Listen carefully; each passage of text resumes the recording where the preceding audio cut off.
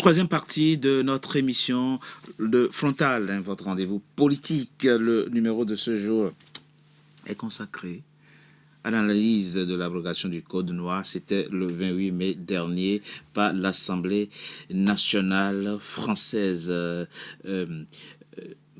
Claude Wilfrid Kanga, il faut dire les choses clairement. Je peux ajouter quelque chose? Non, je viens à vous, professeur. Il n'y a pas très longtemps, le président français a dit, pour être respecté, il faut être craint. Je confirme. Très bien. Ça veut dire quoi? Ça veut dire que il y a aujourd'hui dans la communauté nationale française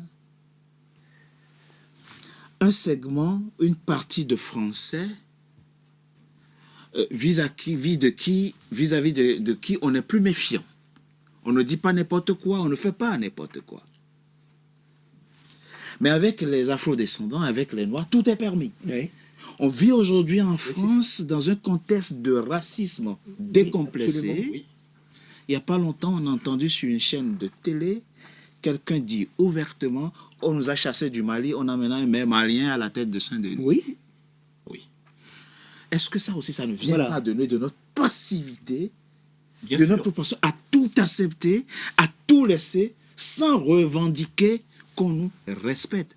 Sauf que pour se faire respecter, il faut être respectable. Il faut se faire respecter soi-même. Bien sûr, on a même eu Michel Onfray qui expliquait, comme par hasard, il a eu l'idée de faire des analogies avec des tribus primitives. Oui, oui. Quand il s'est agi de... Qui a bougé le petit doigt?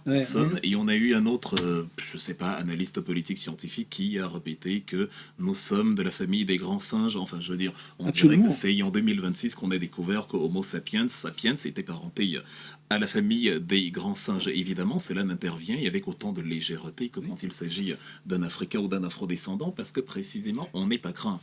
C'est la raison pour laquelle, quand j'évoquais les réparations, je posais des conditions qui sont, aux yeux des Européens notamment, inacceptables. Je le fais de manière consciente parce que c'est non seulement à la victime de poser des conditions, mais c'est précisément ce qui est inacceptable pour le bourreau qui est la vraie réparation. Il y a des pays, des peuples qui ont subi des massacres, de la domination, de l'oppression, et qui aujourd'hui sont davantage craints que les Africains parce qu'ils ont entre autres la puissance nucléaire. Ils ont entre autres un soft power qui n'admet pas un certain narratif. Vous n'allez pas dire sur les catastrophes, sur l'Holocauste, qu'il y a eu des collaborationnistes. Pourtant, vous n'allez pas dire non plus sur le cas de la France qu'il y a eu des collaborationnistes. On vante le nom du général de Gaulle à corps et écrit. Pourtant, le maréchal Pétain, qui était le dirigeant de facto de la France, a demandé à la France d'abandonner le combat. N'eût été la présence des Africains, entre autres, nous, qui avons œuvré à la bataille de Bir Hakeim, Al-Alamein, Toulon, débarquement en Provence, qui avons été au moins aussi utiles que les Américains lors du débarquement en Normandie. Il faut noter que les Américains ont commis quelques agressions sexuelles sur des femmes françaises. Il n'y a pas eu que du positif lors du débarquement en Normandie. Le narratif vis-à-vis des Africains est systématiquement dégradant. Parce qu'on n'a pas la réponse économique, parce qu'on n'a pas la réponse scientifique, parce qu'on n'a pas la réponse diplomatique, parce qu'on n'a pas la réponse militaire ou nucléaire. C'est pour ça que le coin peut dire il faut recoloniser l'Afrique. On ne veut pas recoloniser la Corée du Nord. Non. Parce que Kim Jong-un donnera 2-3 petites réponses à ceux qui oseraient tenter une initiative pareille. Donc, s'il faut parler des réparations, je ne suis pas dans le mot de réparation en mode revendication. Non. Une réparation qui maintient la relation de subalterne à suzerain est une réparation, limitée dans le temps, une réparation qui ne va pas disloquer la structure. Or, il s'agit de casser les codes. Si l'Afrique a un représentant ou deux aux Nations Unies, si l'Afrique bénéficie d'un partage de technologie qui lui permet d'avoir l'autonomie nucléaire. On a vu qu'ils se sont débrouillés à débarrasser l'Afrique du Sud de Mandela, de l'arsenal nucléaire, qui était pourtant l'une des réponses à ce que cela ne se reproduise plus. Parce que la meilleure des réparations, ce n'est pas celle qui... Vu comment le Sud-Africain se comporte aujourd'hui. Oui, ça vient également... Vis-à-vis des autres Africains. Non, mais ça vient également de ce narratif-là où on finit par faire accepter aux Africains que faire l'histoire et s'aimer et se remettre sur un même pied d'égalité que ceux qui nous ont opprimés hier, c'est être contre eux. Oui. pourtant tout le monde fait l'histoire. Oui. La France et l'Allemagne commémorent la Bien bataille sûr. de Verdun. Bien sûr. On commémore l'armistice du 8 mai 45. On commémore tout type de tragédie. On Bien commémore sûr, absolument le génocide arménien. ou le génocide Enfin, arménien. L'Allemagne s'est prononcée en faveur notamment de la reconnaissance du génocide arménien. Les Africains sont les seuls à qui on dit c'est le passé, il faut pas y penser. Tout le monde parle de son passé, mais pas nous. C'est le passé, il faut pas y penser, c'est révolu. Et quand on accepte Je crois que tout cela est en train de changer. Enfin, Vous pensez il faut on que est ça dans la change. bonne direction. Le 10 mai, on Par n'a exemple, rien vu, mais le 10 Il mai. y a un événement majeur Oui. qui s'est passé en Afrique dont personne n'a parlé, c'est la guerre du Niger. Vous vous rappelez, la France avait dit nous irons au Niger parce qu'il y a un coup d'État et la France, bien sûr, Oui, il y a la volonté de réinstaller évidemment, Mohamed Bazoum en la 2023. France défend la liberté, la démocratie en Afrique, etc. Bon, nous ne sommes pas dupes de tout cela. Cette guerre n'a jamais eu lieu. Vous avez noté que la guerre Non, du Niger n'a moi, pas eu lieu. Moi, je pense. C'est-à-dire que normalement, S'il n'y avait on pas devait Bazoum se dire- au milieu du palais Non, mais- présidentiel, ils auraient bombardé les Nigériens. Au Non, départ, en l'occurrence, non, c'est à cause de la au départ, solidarité qu'est-ce qui s'est panafricaine passé des trois pays, le Niger, À le partir du Mali et le moment où Burkina. le Niger est censé être l'un des pays les plus pauvres du monde et que la France dit je vais envahir le Niger, normalement c'est plié. Oui. Or, la guerre, non seulement n'a pas été On peut menée, voir ça comme mais elle ça. a été annulée très rapidement. Pourquoi? Parce qu'il y a une résistance unanime au Conseil de sécurité de l'Union africaine.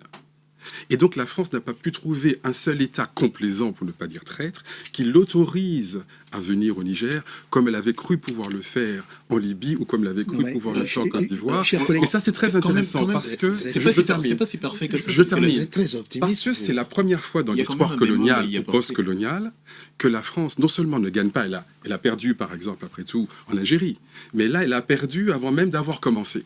Et ça, c'est un événement important. Et les événements qui n'ont pas eu lieu sont parfois aussi C'est importants vrai. que ceux qui ont eu lieu. Et je pourrais donner beaucoup d'exemples comme ceux-là qui montrent que ce que vous dites est vrai. Hein. Historiquement, c'est ça la tradition. Mais c'est une tradition qui commence à changer.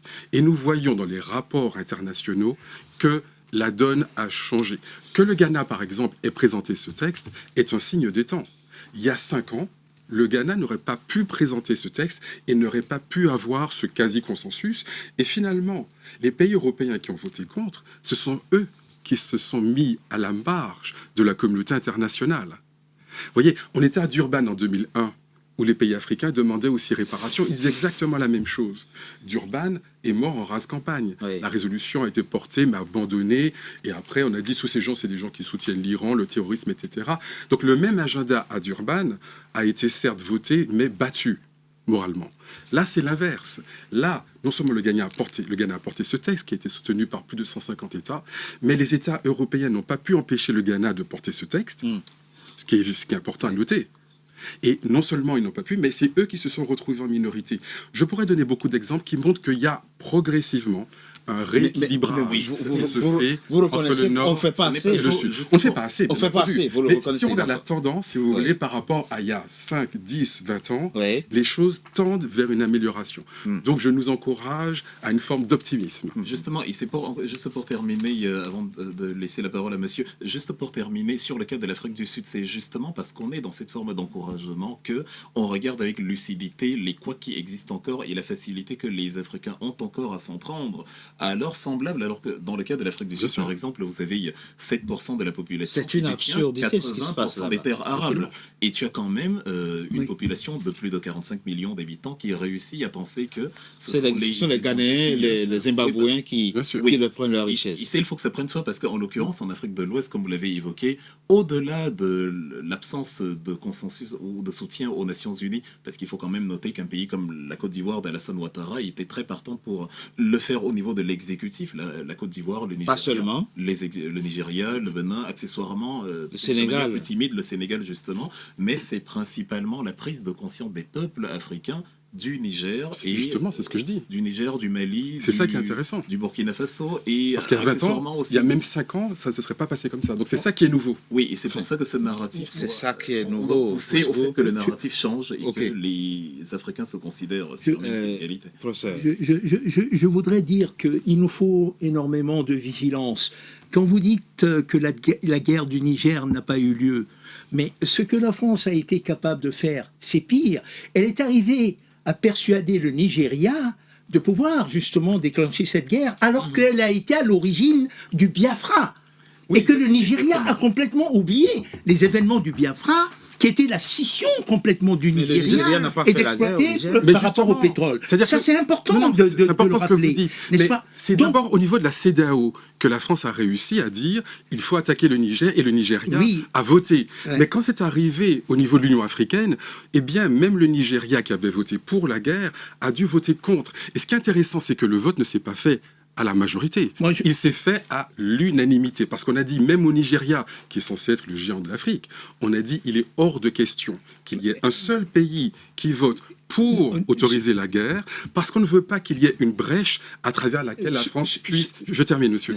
À travers laquelle la France puisse s'insinuer et que la France puisse dire le Nigeria ou la Côte d'Ivoire m'a autorisé. Il y avait la fronde des Haoussa. Et donc, même les pays de la CEDEAO, qui sont souvent très proches de la France pour des raisons qu'on connaît, alors qu'ils avaient voté en majorité pour la guerre, au mépris de leur peuple d'ailleurs, ils ont fini par voter contre la guerre au niveau du Conseil de sécurité de l'Union africaine. Et ça, c'est quelque chose d'absolument inédit dont on n'a pas pris la mesure. Très bien, professeur. Je ne pense pas que le poids de l'Union africaine était prépondérant.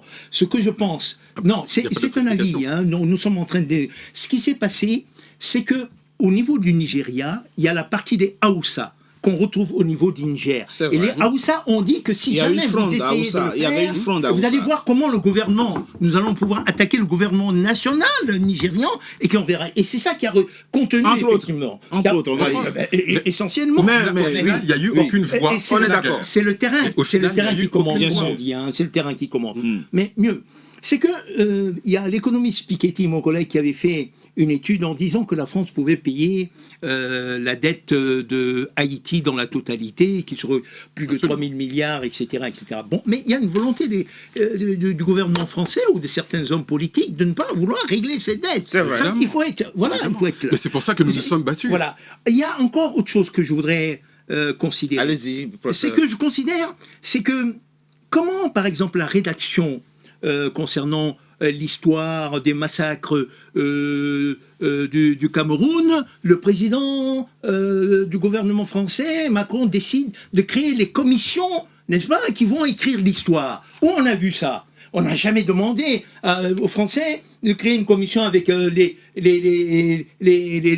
comment dit-on, les Algériens pour écrire une histoire. Donc vous voyez comment un problème qui est scientifique, laissez-moi un problème qui est scientifique, qui devrait être laissé à la merci, du moins à l'appréciation des scientifiques de faire le travail, le président intervient et va jusqu'à créer cette commission. Il a créé cette commission, les membres de cette commission pour rédiger l'histoire. Donc vous voyez, on est encore des choses. Hein, on est encore des choses pour ce gouvernement. Il faut le dire. Je pense que ces mécanismes sont positifs, que nous avons milité, y compris au niveau judiciaire, pour que cette réparation pour Haïti, mais pas seulement, mais c'est un exemple parmi d'autres, soit mise en œuvre. Cette commission est créée, je m'en réjouis, mais nous avons un devoir de vigilance. L'idée n'est pas de sous-traiter la vérité à quelques personnes que ce soit. Donc nous devons absolument avoir notre propre commission pour vérifier si le travail qui est fait est un travail solide et crédible. Merci. Louis-Georges, très rapidement, le dernier point. Claude Wilfried, Kanga et Kanga. Le professeur a rappelé les menaces publiques de François Lecointre, le chancelier, le grand chancelier français et ancien chef d'état-major de l'armée française.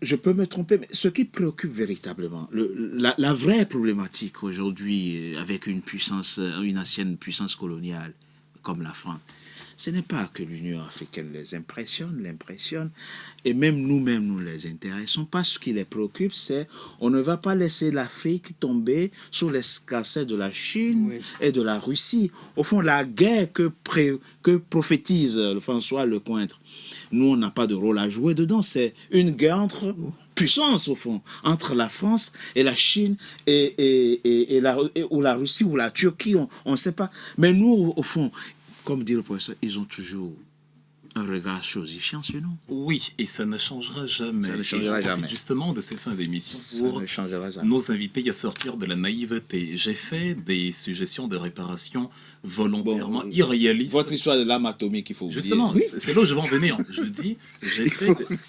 Qui n'est pas difficile à permettez- élaborer. Ah ben oui, bien sûr. Permettez que je- Allez-y. Je dis, j'ai fait des suggestions de réparation volontairement irréalistes D'accord. pour montrer D'accord. que ce qui nous permettrait vraiment de réparer le préjudice est inacceptable aux yeux de ceux qui nous ont esclavagisés hier. Cela signifie que c'est nous qui devrons imposer un rapport de Absolument. force. Absolument. Car Absolument. dès l'instant où les colons d'hier, qui en fait le sont toujours aujourd'hui, constateront que il y a un réel équilibre qui s'instaure, Bien sûr. évidemment Merci. qu'ils seront disposés à nous refaire la guerre à nouveau Merci. pour empêcher les équilibres. Merci Juste Claude. une dernière Oui, chose. merci, oui.